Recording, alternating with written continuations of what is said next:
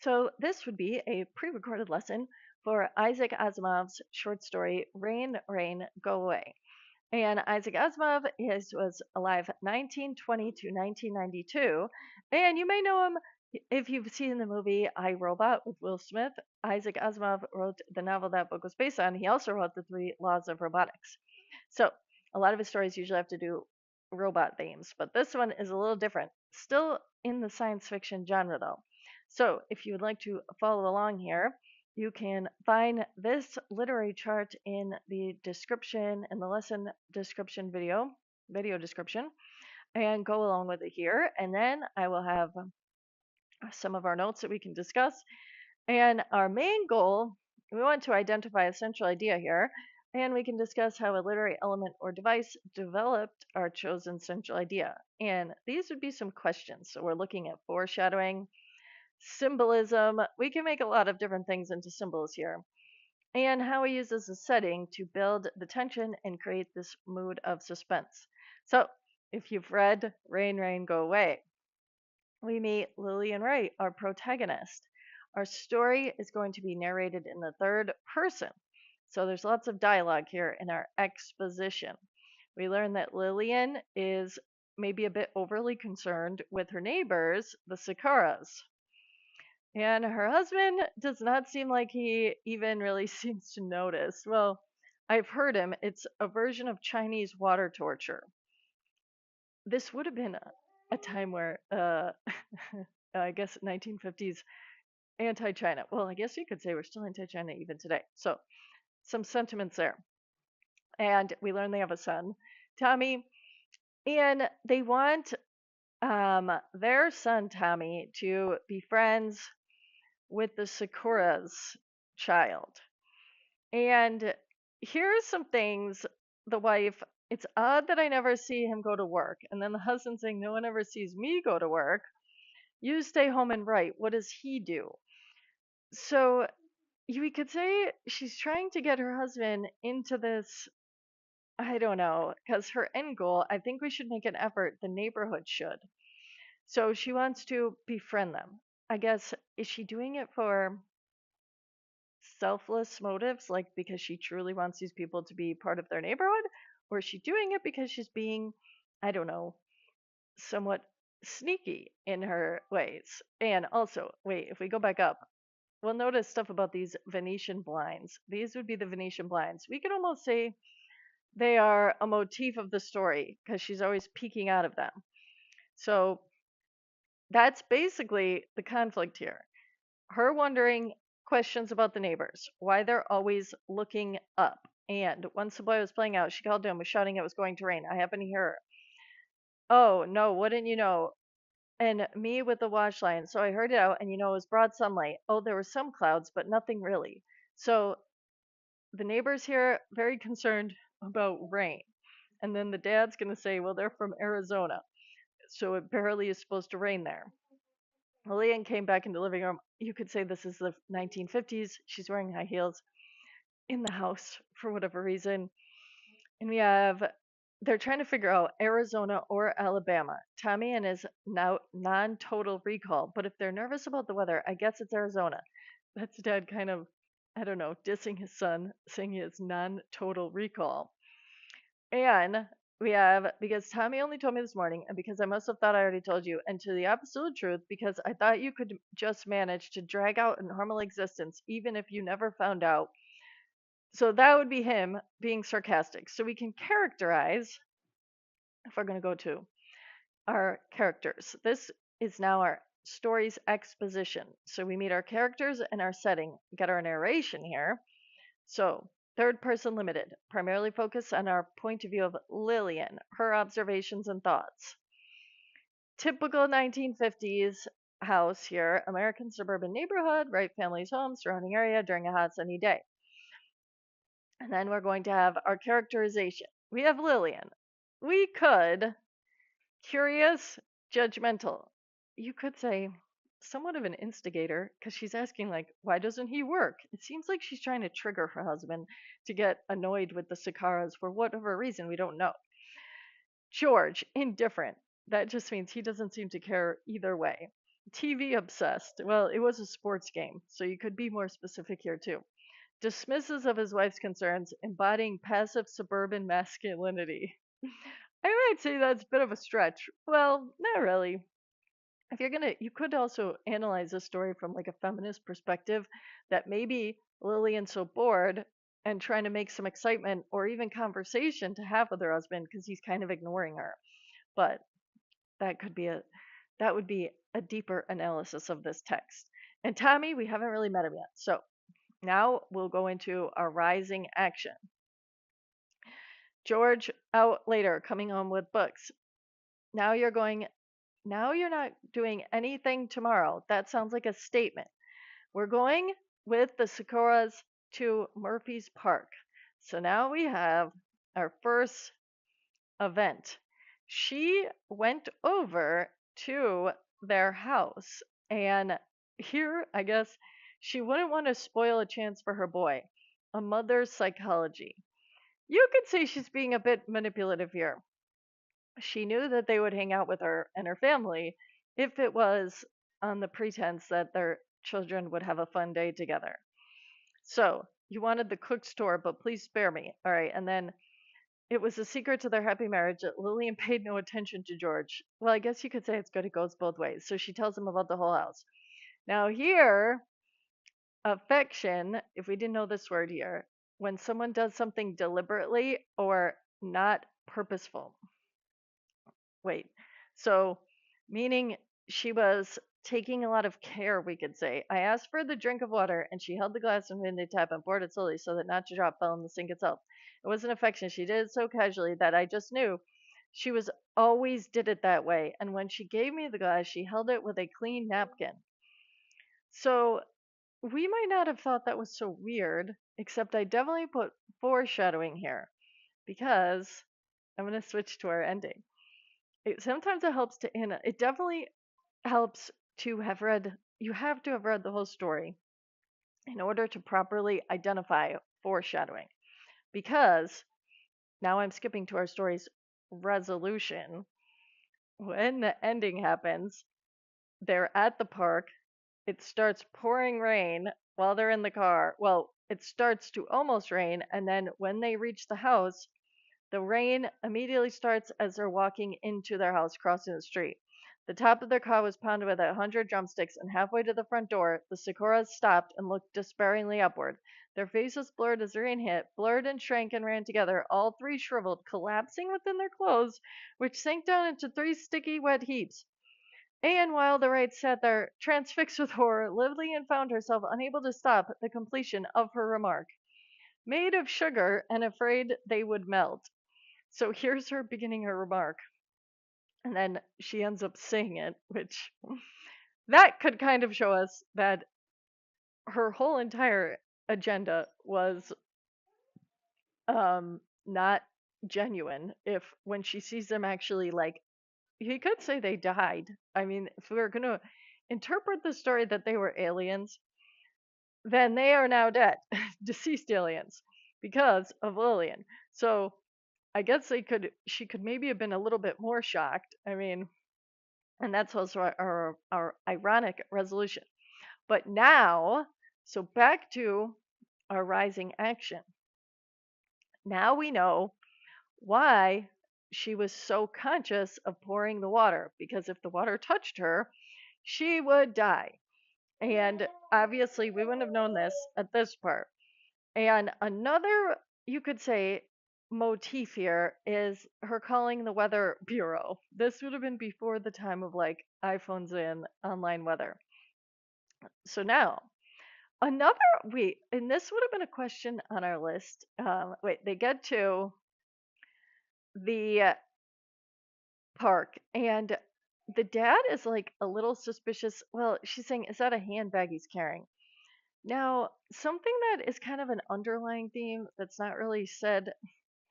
Well, obviously, Asimov's not going to just flat out mention it, but they do have a Japanese sounding last name. And actually, Sakura, you could say, is Latin for sugar. It is a play on words, this Sakura, their name.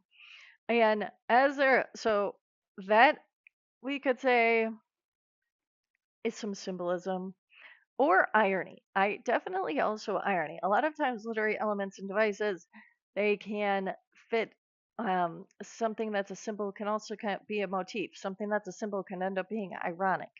They can cross over.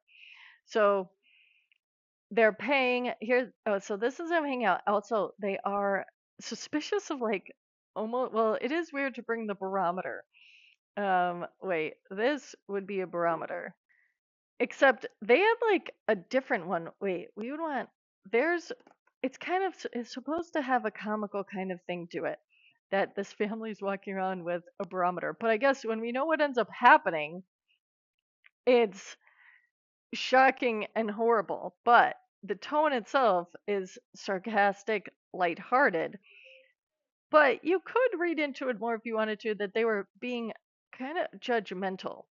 And here they're kind of getting jealous. He is handsome, wealthy man next door. Looks like I should have impossible standards set. I heard him was from Arizona. He looked surprised. It wasn't. So this is kind of him getting definitely we could say jealous, trying to figure out where they are, where these people are from, because they can tell that they have more money than them. Is it just simple curiosity, or are they being I guess you could say haters. Are the rights in the right or are they in the wrong? And then them eating the candy sticks. So, them eating the sugar. That could be foreshadowing that they're made of sugar, so they need to eat a lot of it. If that's like an alien myth, I'm not sure. Or we could also say their innocence, like and their vulnerability, because cotton candy tends to be a children's food, and we know the cicaras, they are vulnerable terrain. They're hiding this secret, and you have the busybody rights kind of after them here. Not in a malicious way, but as we see the end, it definitely ended up being malicious. So then it starts to cloud up. They're asking why they didn't eat any of the hamburger. And when they offered her the drink, she obviously didn't want the drink because they can't get wet. So all the Sakuras are polite but insistent. They were sorry they had a wonderful time, marvelous time, but the Wrights would have to be their guests as soon as they could manage. But now, really, they had to go home. It looked stormy. So here, they're getting all upset. You see, the Sakura youngster seemed on the verge of tears. And George said in resignation. That is kind of like saying he feels like defeated, but like he still wanted to stay, which you could say is kind of rude because they're basically begging to go. What's the big deal? And here are them in the car, absolutely panicked, asking them to drive faster. And then we have our resolution, our ending. So this you could say is the falling action, them leaving, and then the resolution is them getting out of the car. So for our conflicts, we're also going to have Lillian's internal curiosity and mild frustration with her husband's disinterest, leading her to pry into the Sakara's lives. Subtle tension between the rights due to cultural misunderstandings and the rights' judgmental observations. For the cultural misunderstandings, though, I mean, their culture was, they might have been aliens. So you could say that's symbolic in a way that you could use it as like maybe even a metaphor or an analogy on how people might be insensitive to other people's cultures, which could put them into like dangerous situations. Something you could say for a central idea. The Sakuras struggle to blend into the suburban norms while hiding their vulnerability. The primary conflict, the Sakuras' fatal fear of rain, representing their existential threat from natural elements. Supernatural. See, but they were otherworldly beings, right? That we can assume because they dissolved in the water. But I wouldn't have said that's like if it was Lillian's conflict, because Lillian's a protagonist, so we'd want to focus our conflicts around her, we would say maybe that they weren't going to do anything bad to her. But you could still say Lillian versus the Sikaros, because in the end, she does something bad to them. And we have here would be some of these themes: illusion of perfection and control, curiosity and judgment, leading to unintended consequences. Definitely. Fear of the unknown and dangers of human or alien vulnerability in nature. Blending of mundane reality where the extraordinary questioning what lies beneath appearances. Those can all be some of our themes. And then here we have the motif, things that come up over and over. Obsessive sky watching, the weather monitoring. So you could even use that bringing the barometer and having that handheld radio. We have, so for the symbols, you could even add the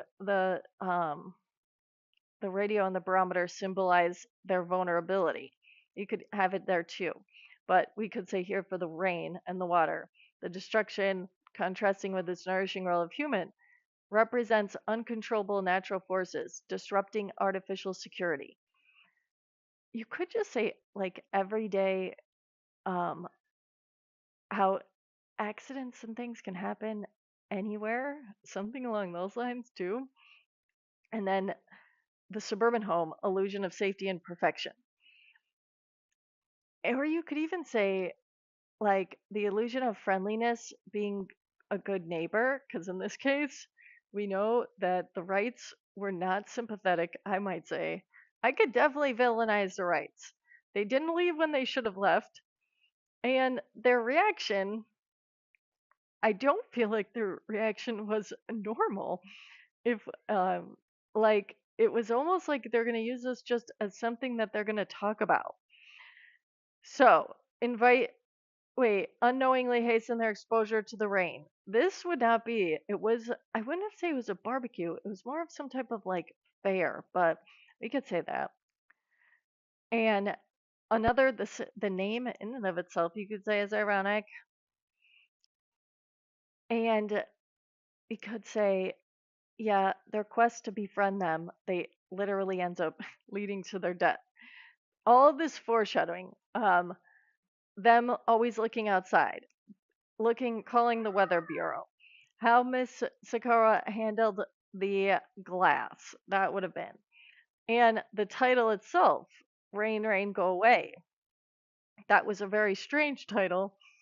And you could say it's making light of what happens to them when it does rain. Even though it was well, it can't be disturbing because we know that obviously it's fictional and that wouldn't really happen to people, right? So if we were going to write a central idea, this would be a really short essay. I'll give you a baseline here. I would want to introduce a story with the author's name and title. Rain Rain Go Away presents like a lighthearted tale of neighborly confusion, but ends in ironic tragedy. That would be I guess you could say the hook here. And then I'd want to give some summary. So I'd want to say Lillian Wright is a nosy neighbor that encourages her husband to help find out more about their across the street neighbors. Wait, we could say is a nosy housewife. I don't want to use the same word twice. And we could say across the street neighbors. And another one, we could say the Sakuras are presented as aloof. We could say shy and aloof with a deep seated fear of water and rain. Something along this line. And then when I would then also, so as I'm writing this, I'm doing my short summary. But remember, I wanted to pick a literary device.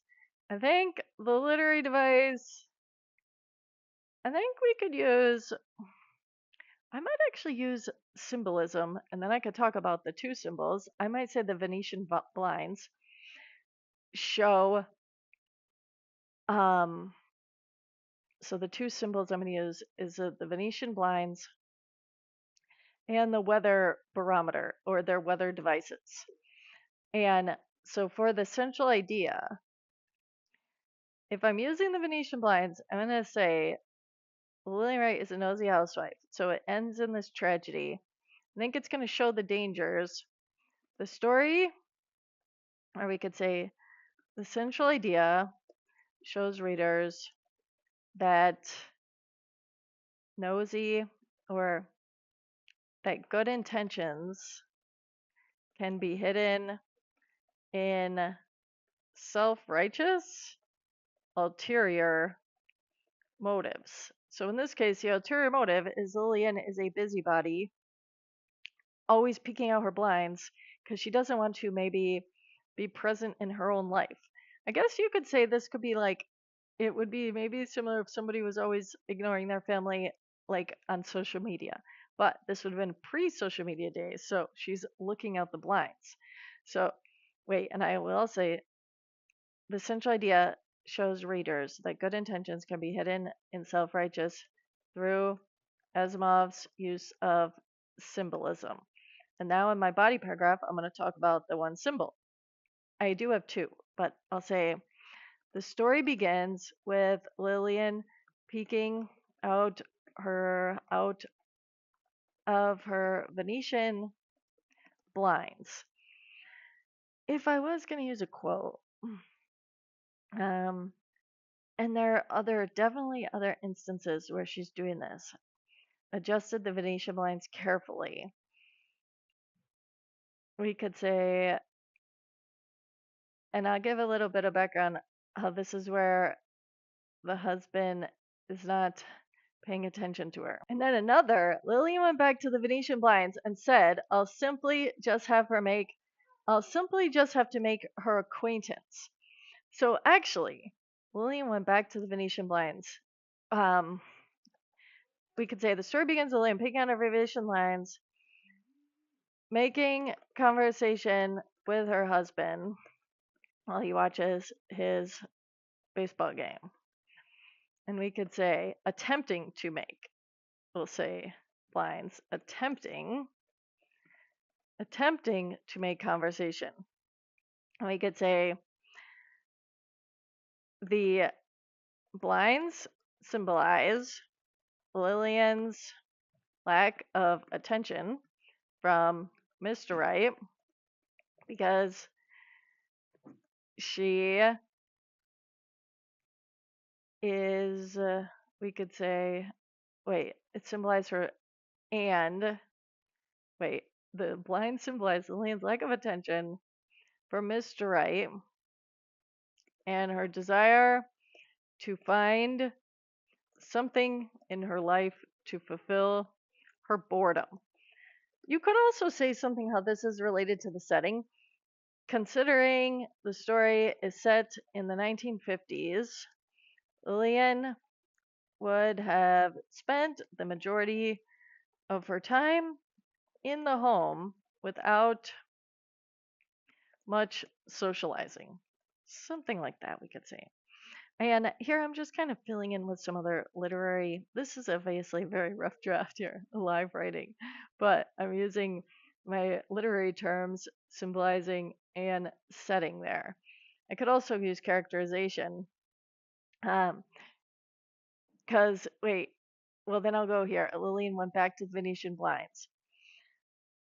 On page 3, Lillian again attempts to engage with her but returns to peek out to the sakuras. I'm spelling this wrong too. As Mr. Wright ignores her.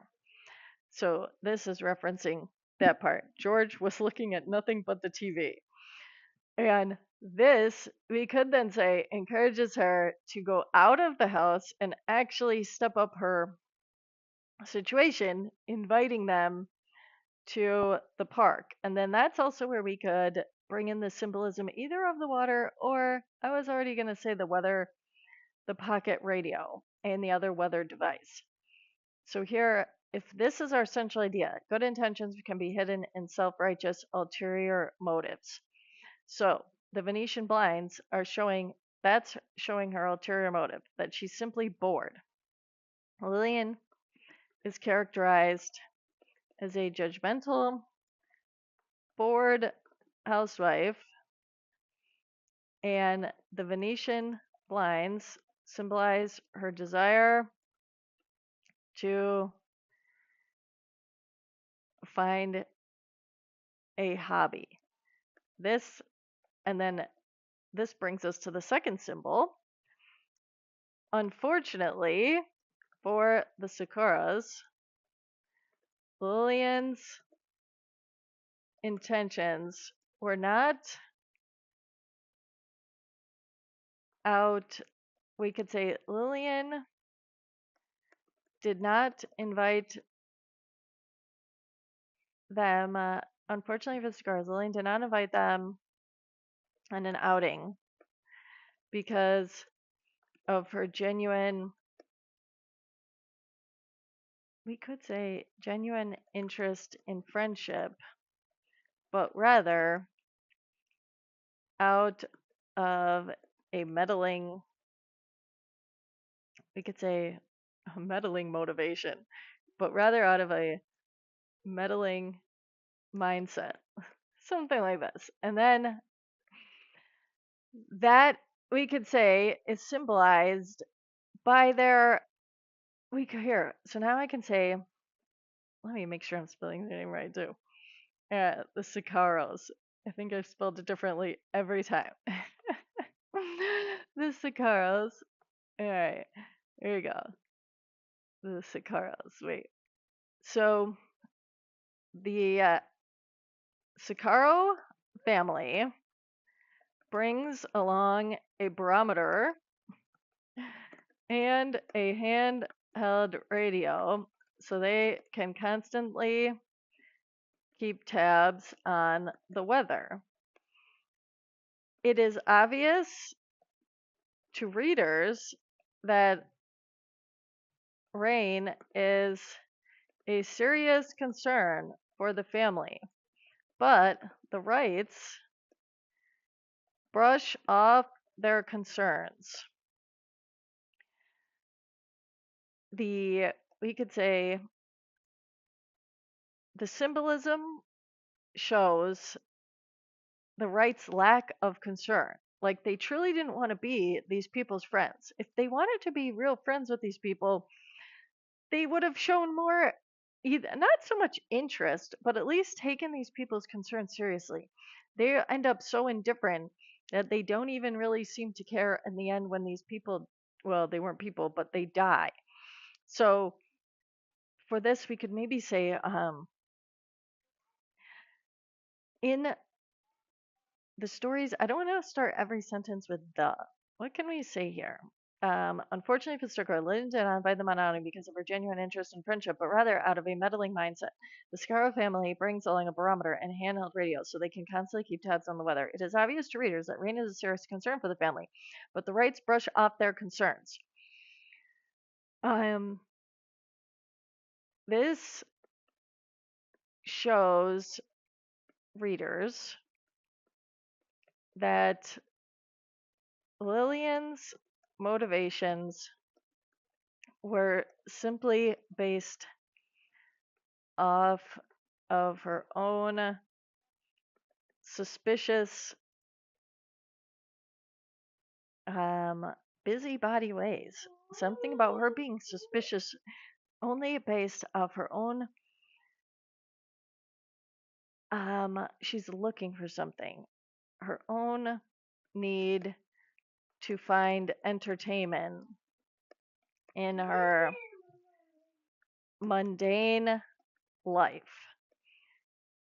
If the Wrights truly cared about the Sakaro family, they would have been more sympathetic and concerned over the rain, considering the devices the Sakaros had symbolized the importance, we could say symbolized how dangerous rain was to them. That's a very long sentence there. But I could say, based on her own need to find entertainment. There we go. So these would be our two symbols. A very rough draft central idea essay where I say how our two symbols developed the central idea. And now down here, I'll copy this, but I'm going to rewrite it in a different way. I have here, I'm going to restate our story. Rain, Rain, Go Away by Isaac Asimov shows readers how people may appear to care about others, but in reality, they are motivated by their own selfish desires. And then we could say the Venetian blinds served to symbolize how Lillian Wright was bored with her own life and indifferent husband. We could say, in come the Sakura family with their, we could say, obsession with rain related weather events. And we could say, symbolized by the weather devices they brought everywhere with them. And this could be them being like a vulnerable family. Despite the Sakaras, we could say kind hearted ways and desire to fit in, the Wright family develops the central idea that good intentions are hard to spot, that good intentions are hard to come by. That's kind of a cliche way to end it, but this would be, I could say this is a semi formal, very rough draft, central idea on the spot essay for Rain, Rain, Go Away, where our central idea was good intentions can be hidden in self righteous ulterior motives, and those are never good. And basically, it was Lillian's ulterior motive to occupy her time, gossip with her husband. Those are other terms we could have put in some of the lines where they were gossiping. But notice here that a central idea essay, or also you call this a literary analysis, I don't summarize the entire story. I only use events that prove my central idea, which that good intentions hidden in self-righteous ulterior motives. Actually, the central idea shows readers that good intentions can be hidden in self-righteous ulterior motives through Asimov's use of symbolism. That's not the best thesis statement. What can I say? Hold that. No, I'll keep it like that. It's just a simple one. But that is an example.